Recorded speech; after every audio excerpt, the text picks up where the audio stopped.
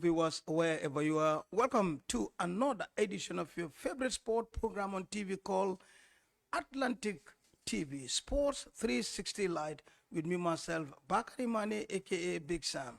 We're back again with another interesting sports program for you out there. So keep tuning and keep watching.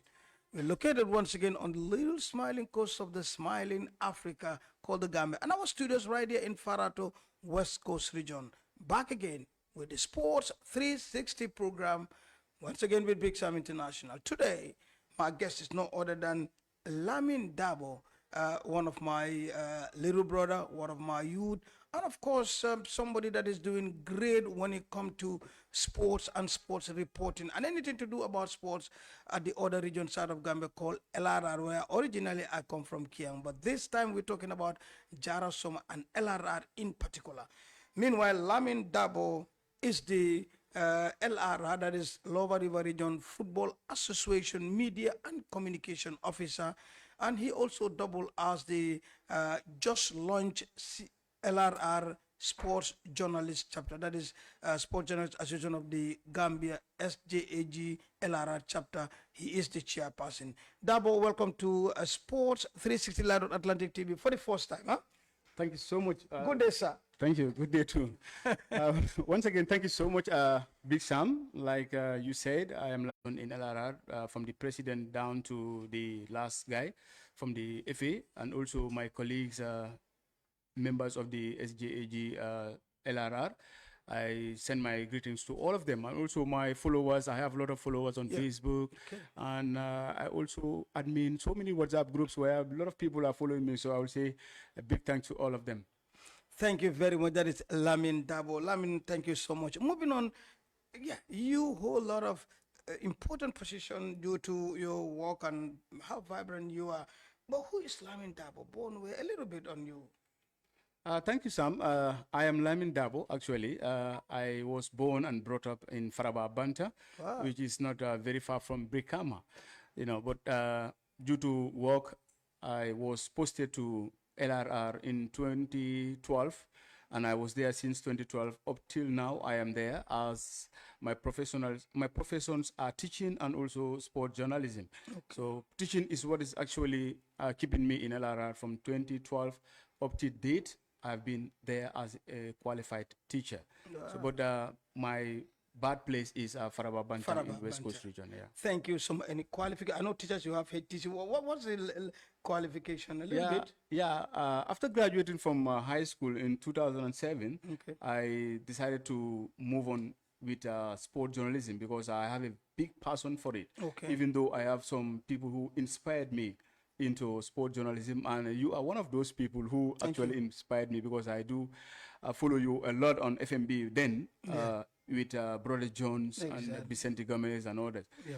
So from 2017, after from school, I decided to do that sport journalism, freelancing and all other stuffs. Then up to a point, I joined the Gambia College to obtain my primary teacher certificate. I did that and I got qualified after some years. Then fast forward, I was posted to LRR as a teacher. Then later on, I came back to the college to acquire my advanced diploma secondary, which is the HTC certificate. So in essence, I've got both PTC and also HTC. HTC. Thank you very much, Darboe. I mean, let me take a little bit back within your deliberation you talk about. But what, again, let me ask you again, what inspired you into sports journalism and how does it come to you? You know, many people have inspired you, also followed you, also listen, and tell us a little bit about that. And until we are talking about Lamin Darboe, sports journalist. Yeah, Big Sam, actually, my inspiration came from so many people, like I said earlier on. And I think I said you are one of those people. Yeah, sure, thank you. Yes, with Brother Jones. Vicente Gomez was actually the person who actually get me involved into sport journalism. Okay, awesome. Because then he used to host a program at Urua FM, I think.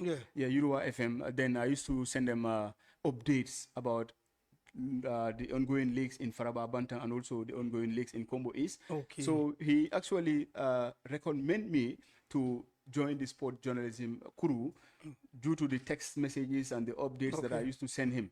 So he called me to have a tete-a-tete with him face to face. Then when we actually met for the first time, he appreciated all what I was doing. Then he asked me to move on to do an apprenticeship at West Coast region. West Coast radio. Yeah. Then Bibi Balde and others were also there. Yeah, they Benjamin and others. So, exactly. So I went there. I did some apprenticeship with those guys at the West Coast. Then from there, Vicente recommended me again as a good writer. He said, why not I also join the print newspapers? So then he also made a connection for me to join the, what's the name of the... Was it Observer? No, not Observer. It's not Observer. This was where Sekou Jammeh was, and Ablaye Ngate was the sports anchor. Yes, I remember. Daily newspaper? Yeah, exactly. Daily newspaper. Exactly. Yeah, so I was working on the Ablaye Ngate directly as the head of the sports for Daily newspaper, rather. Yeah, so it was through that I gained my inspiration. But on top of all that, I think passion is one of the biggest inspirations. Yeah, it was my passion to be a sports journalist, to get into sports reporting and all those stuff. That is it. So let's say, saluto Mr. Gambia, aka the humble Vicente. Yeah. Thank you very much. Thank you. You know, I remember back in the days when he was in the college, I brought them up on FMB, and then we start doing stuff. And yeah, Mr. Gambia, we salute you. Huh? Yeah. Yes, and your sports passion also take you when you were posted in LRR. Before you became the LRR FA media officer, what were you doing on the ground? Yeah, I was there every day, going to the football pitch, every day following sports, covering events. You know, then if you go to a place, Big Sam, usually it becomes a very big challenge before the people will recommend you. So it requires a lot of hard work. It requires a lot of working behind the scene before people can actually see that this is what you are doing, and before they can actually appreciate what you are doing. So I was there reporting events from LRR. I actually did a freelancing, correspondence rather. I did correspondence with GRTS through Babu Cham, through their Monday sports program.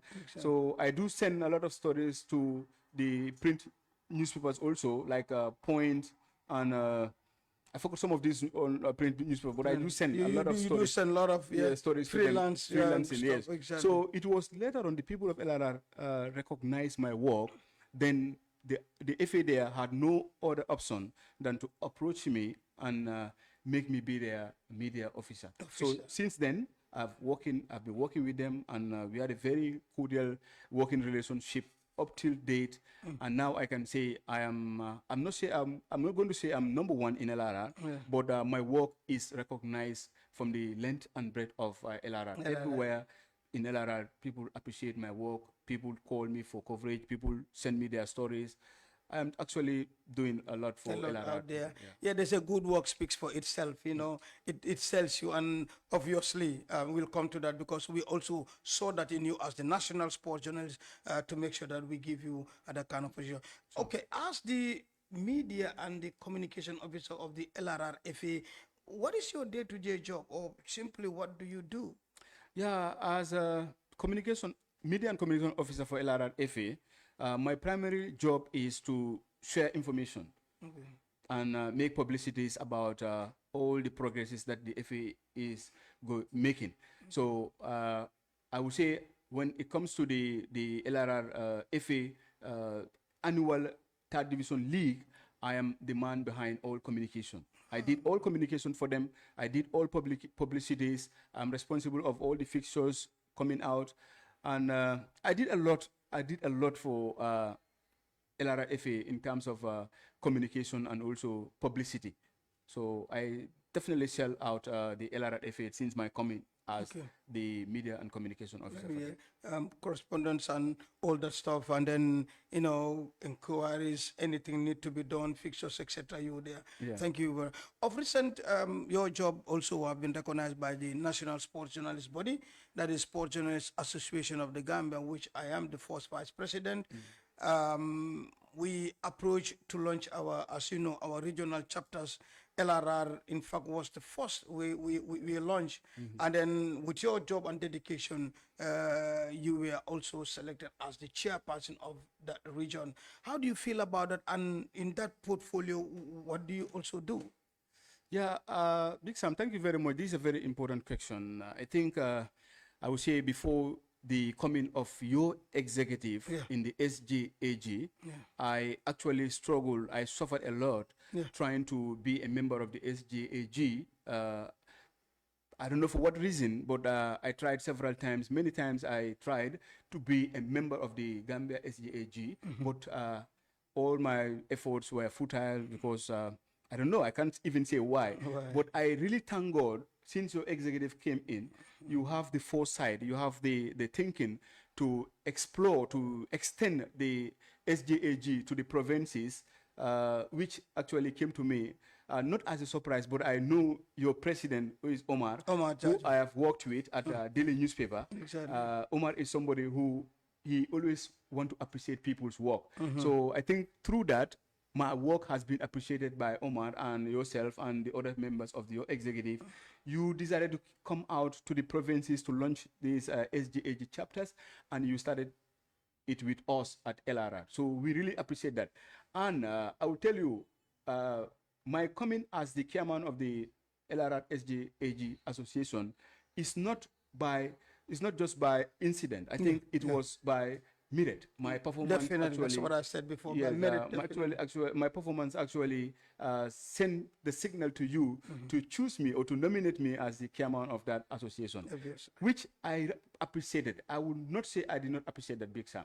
I appreciated that very, very well, because I've tried it many times to be member of that. I couldn't have. But when you came in, you pay your fare, you did everything. All the logistics was provided by you people to come and launch this association in my own region, in the region where I am working. So I appreciate it a lot. Even though my association in the region, in LRR, is not as wide as others, maybe CRR and URR, because we have a very limited number of sport journalists who are operating in LRR. But we definitely appreciate it, and I personally, I appreciate it to be the chairman of that association. And we obviously working closely with the national SGAG to see that sport journalism has grown up from one height to another. Because since my membership into the association, I've actually benefited very good incentives. I have done 2 trainings which are very, very important to me. At least they've enriched my CV. They've made me to at least become aware and learn a lot in terms of sport journalism and sports reporting. That's right. Thank you so much. And I think that was based on merit one. And also the trainings are also part of why we did that. And I mean, to make it as a global village, that anything that happens in LRR, we need not to pay a fare, go out there. Lamin is there and the boys, they will have this, send the stories to us, or we have a platform they will be sending, and everybody, it's going to be, games are going simultaneously. You are seeing it on the page. I mean, it's like that was one of the reasons. And then if you are part of something, you should benefit whatever comes around, like trainings, travelings, etc. So thank you so much. And I know that you're doing that because you, I mean, sending the messages, you updating on the sports stuff out there. And basically, thank you so much, the SJAJ lead, Omar Jaju's executive. You know, I thank myself, thank Omar, thank all the EXO for that wonderful job. Moving on, yes, as you based in LRR, tell us about sports, especially football in LRR. Thank you again, Big Sam. I think football or sports in general in LRR is rising, is on the rise, I would say, because Big Sam, comparing football in LRR now to before, you will see there is a very, very big difference. As I'm speaking right now in LRR, all the 6 districts in LRR are organizing their own Noetan. I think this was actually something that actually came up from the LRR 3rd division. The 3rd division of LRR has actually make football to grow. Grow in the sense that now every, you know, then it was districts that will come into the LRR 3rd division. But now individual clubs are coming up. Individual clubs are now dominating the districts. In fact, I will see one every year from the last 3 years, every year a district team will relegate, and now the individual clubs are coming up. So you will see LRR's football is growing big time. Looking at our third division alone. Exactly. Third division in LRR. I think LRR's third division is the second most competitive third division league that is going on in this country. Oh, yeah? Yeah, they're only behind West Coast region. Big respect to West Coast region for that. But LRR football is actually growing. If you see LRR football for the past 4 or 5 years, every year, a third division club in LRR will qualify into the second division. Wow. And also we have a second division team that also get promoted into the first division.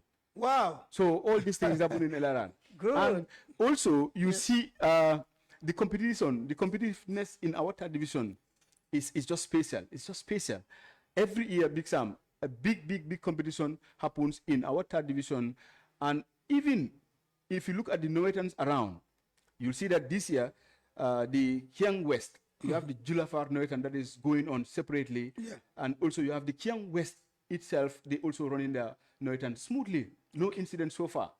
You go into the Kiang East, the same thing. They've just opened their tournament, which is sponsored by the Combo Real Estate. And they're also doing very well. Yeah, sure. So the surrounding villages in the Kiang East also, they also having their own Norwegians. Like Kayaf is also having their order. They started not long ago. Then if you go into Kiang Central too, you've seen that Kiang Central also opened their district football not long ago. I think last That's where Joshua come. No, that is where Queen Nala. So they just opened their own not long ago. For Jara West, I will not talk about. Jara West, they've been on top every now and then. They've started their tournament a month ago. And you can see all the recommended zones in the Gambia. Jara West is the first to start Norwegian. And they are very far. They in fact started their knockout tournament as well. So going into the Jara East, Jara, I think it's Jara Central that started their not long ago, and Jara is also working. I think Jara is the only district right now that hasn't started, but they are also working because I am added in one of their groups where the discussions are going on. So I'm seeing that very soon they will also come up with their own Norwegian. So on a nutshell, Big Sam, I would say football in LRR is definitely growing. It's definitely growing. For me personally, I would say it's the powerhouse of provincial football. LRR is the powerhouse of. And then you have a very good ground. Exactly. The pitch there is something else. It's second to none. In fact, you could talk about Brikame, you talk about LRR that is summer, which have a very good one, where the divisional games are played. Yeah, our pitch, I think, even the fourth division clubs that comes into Jara Soma to play against high division, they will confess the pitch is good. It's very good. Yeah, the pitch is good. Even most of the second division clubs also that are going, they also talk about it. The pitch is good. So all what we need in LRR right now is infrastructure in the sense that we need pavilions for the mini stadium. Yes, we need pavilions in the mini stadium so that people can come and sit, watch games comfortably and get back to their homes. So pavilion is the first thing that is lacking in LRR football. In LRR, we need that one. We definitely need that. What a wonderful comment on that one. Talking about the third and the second division team, I think we have the third division and then the team that make it to the first division. Tell us a little about these two teams. Yeah. And I know you guys will travel to, in fact, follow those teams all the way to Como to cover games. Tell us a little bit about that too. Yeah, Hard FC, they are the only first division or the first second division team that get promoted into the first division. So I can say they are no more a second division, they are a first division team. And then Hard FC's promotion was really a big excitement in the whole LRR. More so when they're playing at home in the first division league games, when they're playing at home, you see people traveling far and wide. Even from the other bank, not bank, people will travel to come and watch Hard FC play at Soma. Japine, Kiang, in the interiors, people will come everywhere to come and watch Hard FC playing in the first division league, more especially at home. And also, when Hard FC, anytime they are traveling to the combos here, you will see that they will have a lot of supporters that will follow them. Some will, in fact, pay fare from Jara to come and watch them in combo. But also, fans in the combo here, who are Jarankas, who are born citizens of the province, like young, even CRR, URR, people will travel and watch. Because Hard FC coming in, it doesn't mean they only representing LRR. No, they representing the whole of the province. So that is why they have that huge following whenever they are playing, either at home or outside in the combos. At FC they are juice. So for the second division, last year Suokono was there and SL United. They are the teams that promoted from the year before last, third division. Yes, championship from both NBR and LRR. Suokono is Suokono qualified from LRR, while SL qualified from the North Bank region. But they are their home, all of them. Their home game is in Jarasoma. In Jarasoma, exactly. So, like I keep on saying, Big Sam, every year you will see a team that qualify from the provinces into the second division, and majority of those teams are coming from LRR. This year, just this year, we have a team that qualifies, which is AJ Soccer. AJ Soccer is going to be a second division team representing LRR in the next or in the upcoming GFF second division league. Wow, awesome. But when we went there, we learned something. They said those days teams will come and they will say, we're traveling to that point to pick points to add it up. But that dynamics have changed along the way. Now, teams in LRR or Sokon and Hearts, etc., will say, this is our ground, you will never go with your points. And that dynamics have changed. Why? Because of that? How did that come about? I think it's all down to how football has developed in LRR. LRR is no more a place where teams will say, we are going there to collect points. Yeah, I'll give you a recent scenario. The reigning champions last year in the fourth division, Real de Banjul, when they were coming to LRR, to face Hard FC. I think that was it was a big game for me, and I was really excited seeing Real de Banjul coming to LRR. But when they were coming, Big Sam, I can tell you, in one of the WhatsApp groups that I am managing, there was heavy debate between these two teams. Real de Banjul fans were saying, we're just going to LRR to collect points. But when the game starts and until it gets to the last point of it, it was a completely different scenario. Real de Banjul lost to Hard FC. Wow. At Summer Mini Stadium by 2-1, and I think that was the first defeat for Real de Banjul in the first round. So it was the last game of the first round, and the first defeat to Real de Banjul by Hard FC at Summer Mini Stadium. So it is no more a place where teams will go. Teams will just go and I'd say we are going to collect points. Looking at Suokono also, Big Sam, I will tell you, Suokono, they've set up a record in the last edition of the JFF Second Division League. They went throughout the first round, they've not lost to any team. They are the only team. They win and drew all their first round games. So people were in fact tipping them to be a team that will qualify into this first division. But unfortunately, second round, things were different. Things changed, and then they started dropping points.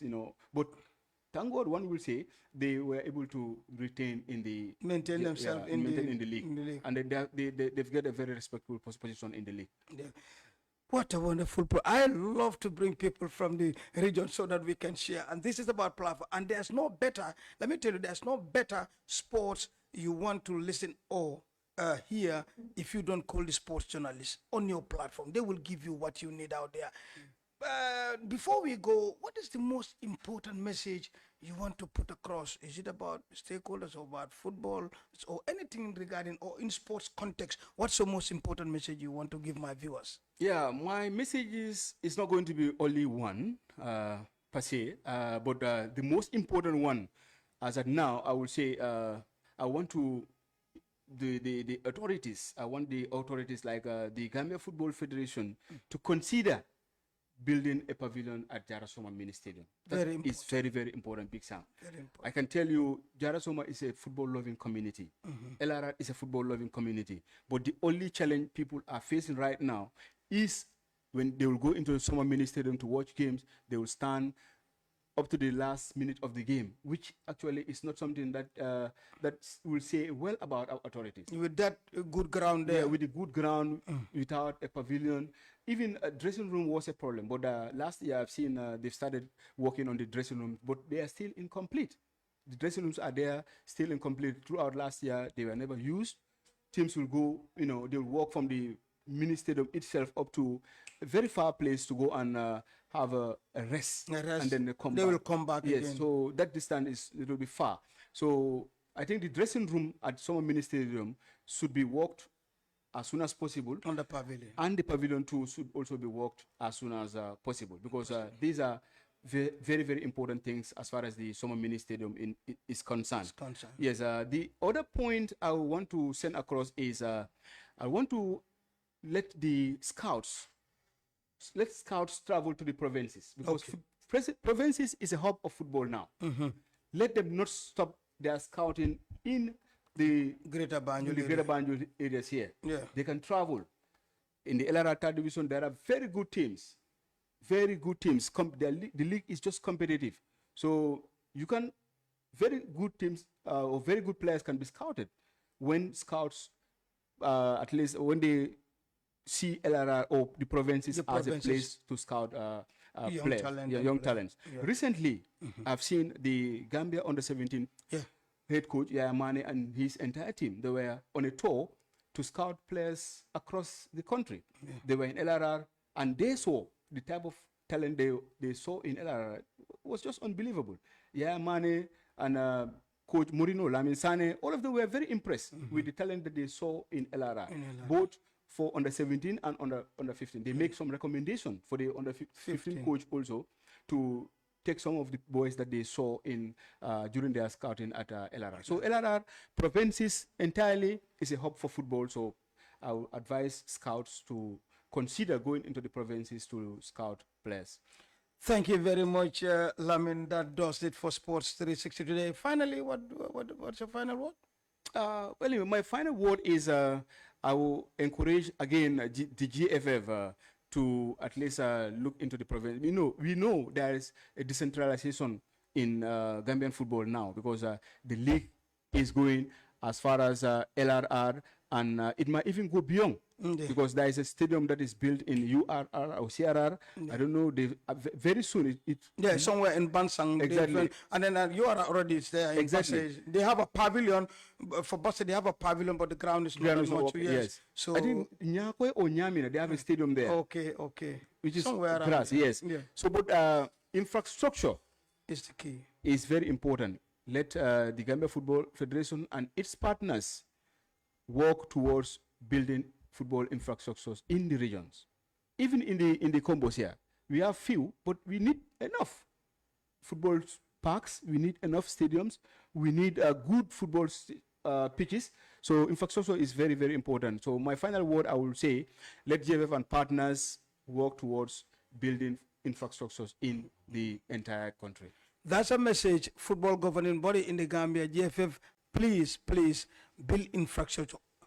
National Standard Recording Studios for your voice recording, live and instrumental records, mix and mastering. Not only that, we have a mighty sound system, Atlantic Sound International, for your official ceremonies, naming ceremonies, club show, open events, chairs, stage concert, and many more. Oh yes, not forgetting Atlantic TV, the home of TV revolution, for all your live coverage, video shooting, photo shoot, printing, and many more. Visit us today at Farato beside the mosque or call 369-0787. Badungul professional menale dokoning a chene atanyung kolkono wolebeje fengofeng anufana dokoning abete atale. Professionals recording studio bejele me along alla ni voice recording wolen jalolo purkana alka recording ke live band instrumental recording folk mix ni mastering ka bel keje anufana kayele lugo. Amanda wala fana ngani sound system basoto me alaka fa Atlantic Sound International me along alla ni program sifa official ceremony level falla ñu kuliyol lom maño bitol lom club solom open event sirangol fana beje ani stage concert amanda no la kana ñina Atlantic TV, the home of TV revolution fana bale ñu dando pour alla ñi video mene yalom video shoot lom kata fo photo shoot ani fana me ala mu live coverage to di kabale television auto printing fana ani jama be ñu dando alfuta mabim fela le farato jama babala damane ci Atlantic fofu nonu naka professional anything li ngena ñu ci walum harañ ñom ñoo fu gëna ak quality professional standard recording studio mu fa fofu nonu bokay pour sen voice record ya xamne artiste nga buga nga ñoo nga record lepang fa live band instrumental records la lepang fa mix ak master a lepp li nga sola danaka ñu ngi ubbi bes bu nekk bu len faté tamit am nañ sound system bu mag di Atlantic Sound International pour lepp li ngeen sola sen ciéti sen genté open events am na ci togu ak stage concert yamu ci lol Atlantic TV ñu ngi fofu nonu naka pour sen live coverage video shooting la photo shoot manam printing ak lepp li nga sola dal ci télévision di def ñu ngi leen ko defal yegale ñu tey su tànka di sey ci farato maanaam dendoo farato juma bi mbite nga téléphone 369 0787 369 0787 pour Atlantic Media House lépp li ngeen soxla taxaw na tem